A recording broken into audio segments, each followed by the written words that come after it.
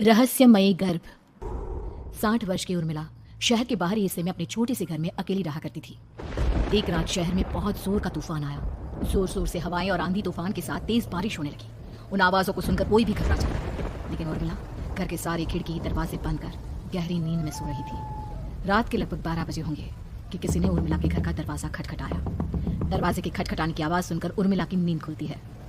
आखिर इतनी रात को कौन आया होगा? उर्मिला जाकर दरवाजा खोलती है तो सामने लगभग 26 साल की बेहद सुंदर लड़की को खड़ा देख हैरान रह जाती है। कौन हो बेटा, और इतनी रात को इतने भयंकर तूफान में कहाँ भटक रही हो? चाची, आपने मुझे पहचाना नहीं? मैं आपकी दूर की रिश्तेदार शालिनी। अरे हाँ, बचपन में तुझे देखा था। इतनी जवान हो गई है, कैसे पहचान में आती? लेकिन तू यहाँ क्या कर रही है, और वो भी ऐसी अंधेरी तूफान भरी रात में? उर्मिला की बात सुनते ही शालिनी की आंखों से आंसू बहने लगे। वो फूट फूट कर रोने लगी। ये देखकर उर्मिला को कुछ समझ में नहीं आया और उसने शालिनी का हाथ पकड़कर घर के अंदर आने के लिए कहा। जैसे ही शालिनी घर के अंदर रोशनी में आई, उर्मिला की नजर उसके पेट की तरफ गई, जिसे देखकर ये साफ पता चल रहा था कि वो प्रेग्नेंट है। अरे, तू तो पेट से है। ऐसी हालत में इतने भयंकर तूफान में आधी रात को बाहर भटक रही है। आखिर बात क्या है बेटा, मुझे सब कुछ साफ साफ बता। क्या बताऊं चाची, ये सब जिसकी वजह से हुआ है उसके बारे में बताने में भी मुझे शर्म आती है। मैंने घर वालों की मर्जी के खिलाफ जाकर एक लड़के से शादी कर ली थी, पर वो शादी के 1 महीने बाद ही मुझे छोड़कर चला गया। छोड़कर चला गया का क्या मतलब? क्या उसके साथ कोई हादसा हो गया? नहीं, उसे कोई दूसरी लड़की पसंद आ गई और मेरी प्रेगनेंसी की खबर सुनते ही उसने मुझे बेसहारा छोड़ दिया।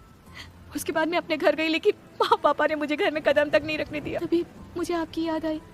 कोई बात नहीं, कोई बात नहीं, तुमने यहाँ आकर अच्छा ही किया। एक काम करो, तुम आराम करो। वैसे भी ऐसी हालत में इतना घूमना फिरना और इस तरह आधी रात को बाहर भटकना ठीक नहीं होता। प्रेग्नेंट औरत को आधी रात को घर से बाहर नहीं निकलना चाहिए। बुरी आत्माएं उस पर अपना असर दिखा सकती है। और इतना कहकर उर्मिला ने शालिनी को एक दूसरे कमरे में जाकर आराम करने के लिए कहा। लेकिन जैसे ही शालिनी अपने कमरे में जाने लगी, अचानक से उर्मिला ने उसे रोक लिया। एक बात बताओ बेटा, तुम्हारा कौन सा महीना चल रहा है? पेट देखकर तो लगता है कि लगभग 6 महीने पूरे हो गए होंगे। उर्मिला की बात सुनकर शालिनी के होठों पर मुस्कुराहट आ गई। चाची जी, अभी सिर्फ 1 ही महीना हुआ है।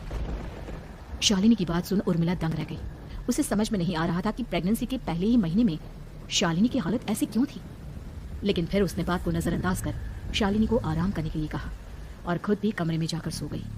अभी कुछ ही घंटे बीते थे कि अचानक से एक बच्चे की बड़े ही अजीबोगरीब बेढंगे तरीके से रोने की आवाजें उर्मिला के घर में गूंजने लगी। उन आवाजों को सुनकर उर्मिला की नींद फिर से खुलती है। ये अचानक बच्चे की रोने की आवाज कहां से आने लगी?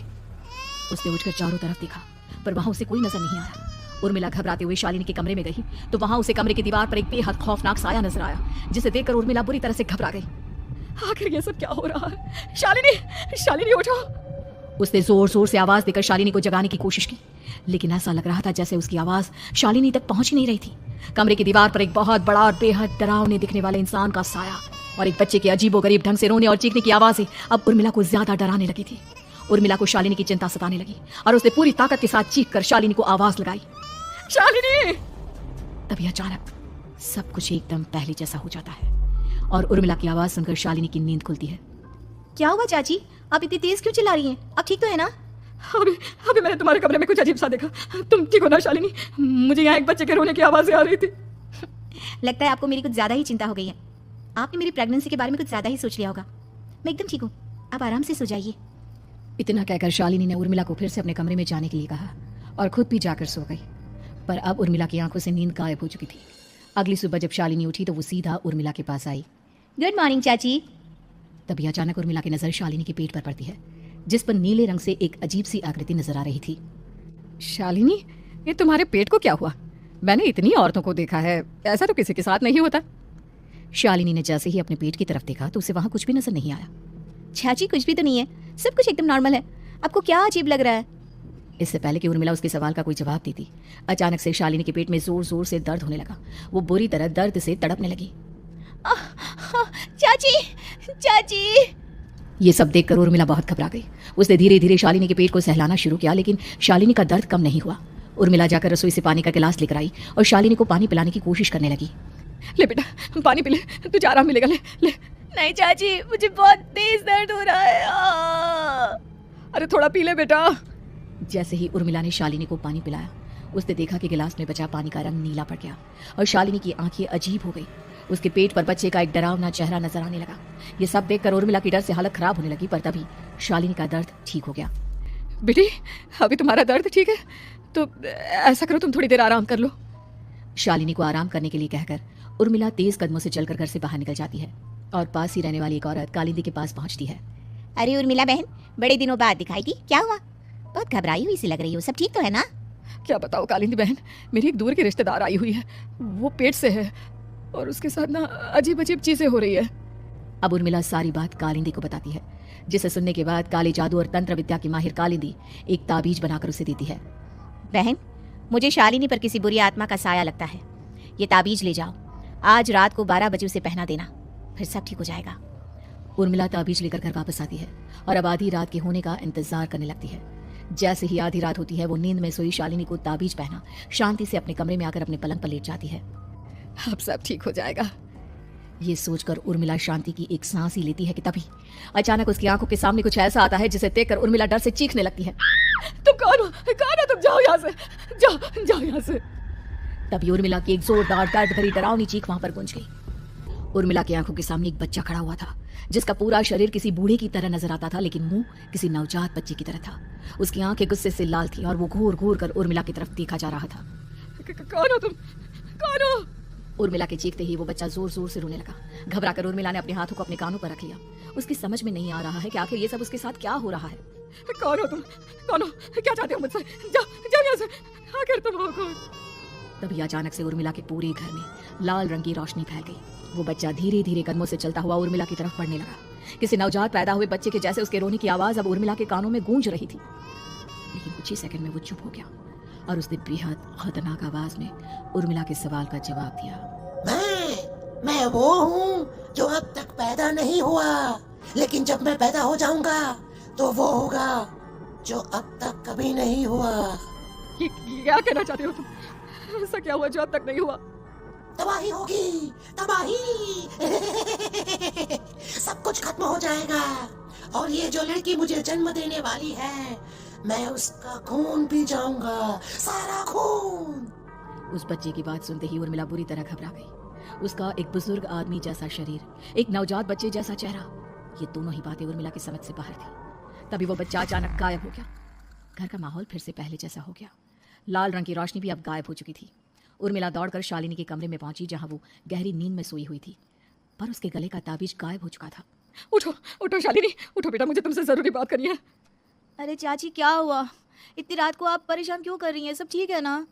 अभी जब तुम सो रही थी ना, तो मैंने तुम्हारे गले में एक ताबीज पहनाया था। कहाँ गया बेटा, बताओ मुझे। शालिनी ने चारों तरफ अपनी नजरें घुमाकर देखा, लेकिन वहां पर कोई ताबीज नहीं था। वह हैरानी से उर्मिला के चेहरे की तरफ देखने लगी। उसे समझ में नहीं आ रहा था कि आखिर उर्मिला किस ताबीज के बारे में बात कर रही थी। नहीं चाची, यहाँ कोई ताबीज नहीं है। लगता है आपने कोई बुरा सपना देखा है। मैंने कोई बुरा सपना नहीं देखा। खैर छोड़ो, तुम अब सो जाओ, फिर सुबह बात करते हैं। डर और घबराहट की वजह से उर्मिला की आंखों से नींद तो जैसे बिल्कुल गायब हो गई थी।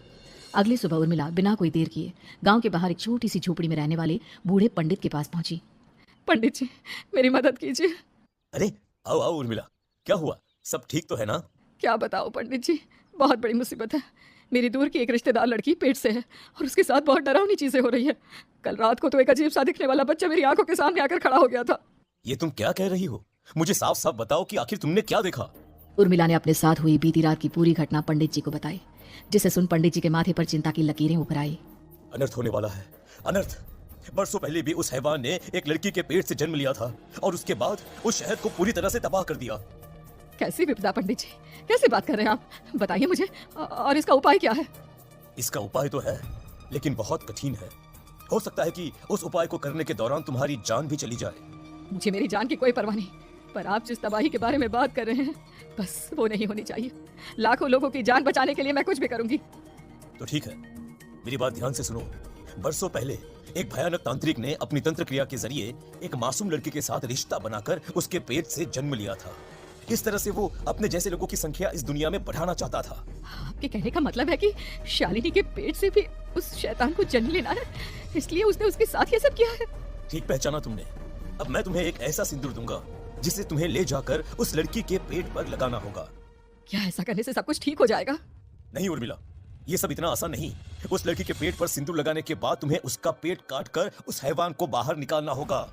नहीं पंडित जी, मैं ये सब नहीं कर सकती। मैं भला एक जिंदा लड़की के पेट को अपने हाथों से कैसे काट सकती हूँ? अगर तुमने ऐसा नहीं किया तो कुछ ही दिनों में वो हैवान उस लड़की के शरीर से जन्म लेगा और उसके शरीर के सारे खून को पीकर अपनी ताकत को बढ़ाएगा। उसके बाद वो धीरे धीरे इस पूरे शहर को तबाह कर देगा। यहाँ पर कोई जिंदा नहीं बचेगा। लेकिन अगर मैं उसके पेट को काट दूंगी तो क्या वो जिंदा बच पाएगी? अगर शालिनी को कुछ हो गया तो, अगर उसकी मृत्यु हो गई तो? ऐसा कुछ नहीं होगा उर्मिला, तुम्हें अपने मन को पक्का करके ये काम करना ही होगा। सिंदूर लेने के बाद उर्मिला झोपड़ी से बाहर निकलने ही वाली थी कि तभी पंडित जी ने उसे पीछे से आवाज देकर रोका। उर्मिला, उस लड़की का पेट काटकर हैवान को बाहर निकालना ही काफी नहीं होगा। तुम्हें ध्यान रखना होगा कि ये सब करते हुए उस बच्चे का जो आधा बूढ़े का शरीर है उस पर सिंदूर की एक बूंद भी ना लगने पाए, क्योंकि अगर ऐसा हुआ तो वो तुम्हें और बाकी सबको कच्चा खा जाएगा। पंडित जी की बात सुन उर्मिला की आंखें फटी रह गई और उसके शरीर में डर की लहर दौड़ गई। फिर भी उसने हिम्मत की। ठीक है पंडित जी, मैं पूरी कोशिश करूंगी कि मैं उस हैवान को वहीं के वहीं खत्म कर पाऊं। इसके बाद उर्मिला तेज कदमों के साथ घर वापस आती है। दिन बीतता है, रात का अंधेरा छाने लगता है। शालिनी खाना खाकर सोने चली जाती है और उर्मिला लगातार उसके गहरी नींद में सो जाने का इंतजार करने लगती है, जिसके बाद उर्मिला दबे कदमों से शालिनी के कमरे में पहुंच गई। मुझे ये करना ही होगा। अब उर्मिला ने धीरे धीरे शालिनी के पेट पर पंडित जी का दिया सिंदूर लगाना शुरू किया। उर्मिला के हाथ बुरी तरह से कांप रहे थे। उसके एक हाथ में चाकू था जिससे वो पेट काटने वाली थी। उर्मिला ने एक नजर शालिनी के चेहरे की तरफ देखा और फिर डरते हुए उसके पेट पर चाकू चलाना शुरू किया। कमाल है, मैं इसका पेट काट रही हूँ और ये आराम से सो रही है। इसे दर्द नहीं हो रहा क्या? तभी अचानक उर्मिला के कानों में बच्चे की रोने की आवाज सुनाई देने लगी। उसने घबराकर चारों तरफ देखा पर वहां पर कोई नहीं था, बस रोने की आवाज लगातार आ रही थी। उर्मिला बिना रुके लगातार शालिनी के पेट को काटती रही। उसे इस बात का भी ध्यान रखना था कि सिंदूर बच्चे के बूढ़े आदमी वाली शरीर के हिस्से पर ना लगे। कुछ ही देर में वो हैवानी बच्चा उर्मिला के हाथों में था। उसने बड़ी ही सावधानी से उस बच्चे को बाहर निकाला और पंडित जी के कहे अनुसार उसे घर से दूर जलाने के लिए ले गई। पर तभी उसके सामने वही बूढ़े शरीर और बच्चे के चेहरे वाला बच्चा आ गया। अपनी गोद में और सामने भी बच्चे को देखकर उर्मिला हैरान रह गई। मुझे मारोगी? मुझे इतनी हिम्मत कैसे आ गई तुम्हारी? तुम पैदा नहीं हुए हो और मुझे पता है जब तक तुम्हारा जन्म नहीं हो जाता तो मुझे कुछ नहीं कर सकते। इतना बोलते ही उर्मिला तुरंत उस बच्चे को घास के ढेर पर फेंक कर उसमें आग लगा देती है, जिसके तुरंत बाद वो बूढ़े आदमी के शरीर और बच्चे के चेहरे वाला अजीब तांत्रिक का भूत भी वहां से गायब हो जाता है। कुछ देर बाद उर्मिला घर पहुंचती है तो वो ये देखकर हैरान रह जाती है कि शालिनी का पेट अपने आप जुड़ चुका था। शुक्र है भगवान का और उन पंडित जी का, अब सब ठीक हो जाएगा। सुबह शालिनी सोकर उठती है तो अपना पेट देख पूरी तरह घबरा जाती है। चाची, चाची ये सब क्या हो गया? मेरा पेट अचानक कम कैसे हो गया? मेरा बच्चा कहाँ गया चाची? बेटी, वो बच्चा नहीं एक खतरनाक तांत्रिक था जो तुम्हारी कोख से जन्म लेकर सबको मार देना चाहता था। वो पैदा होते ही तुम्हारी जान भी ले लेता, इसलिए मैंने पंडित जी के बताए उपाय से उसका खात्मा कर दिया है। अब सब ठीक है। शालिनी को उर्मिला की बात समझ में नहीं आती, जिसके बाद शालिनी को पूरी बात उर्मिला आराम से समझाती है। अब वो दोनों ही भगवान का शुक्र अदा करती हैं और एक साथ रहने लगती हैं। जदि कहानीटी आपंक भल लगी ताहले एहिपरि नुआ नुआ कहानी शुणा आपण मैंने आम चैनल टी सब्सक्राइब लाइक एवं शेयर करंतु।